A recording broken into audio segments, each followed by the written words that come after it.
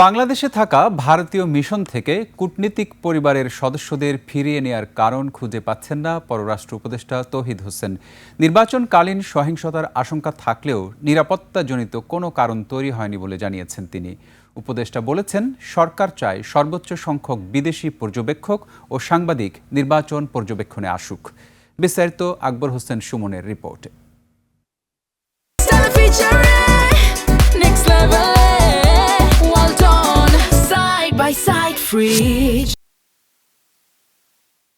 ত্রয়োদশ জাতীয় সংসদ নির্বাচন ও গণভোট পর্যবেক্ষণে ভারত থেকে সাংবাদিক আসতে চাইলে তাদের ভিসার ব্যবস্থা করবে পররাষ্ট্র মন্ত্রণালয়। সাম্প্রতিক ইস্যু নিয়ে পররাষ্ট্র মন্ত্রণালয় সাংবাদিকদের সঙ্গে এমন আশ্বাস দেন উপদেষ্টা তৌহিদ হোসেন। আমরা চাই যে ম্যাক্সিমাম সংখ্যক অবজারভার আসুক।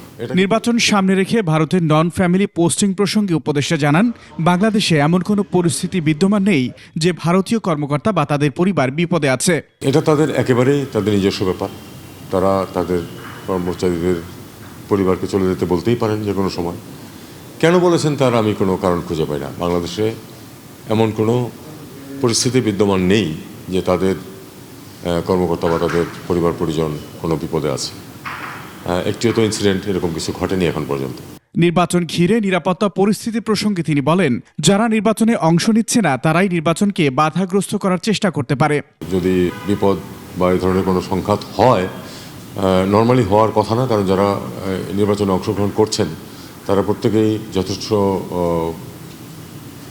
তাদের কার্যকলাপে যথেষ্ট সংযমের পরিচয় দিচ্ছেন। কাজেই গণ্ডগোল হলে যারা নির্বাচনে অংশ নিচ্ছে না বা নিতে পারছে না তাদের দ্বারাই হওয়া সম্ভব। এই কারণে এই কথাটা বলা হয়েছে।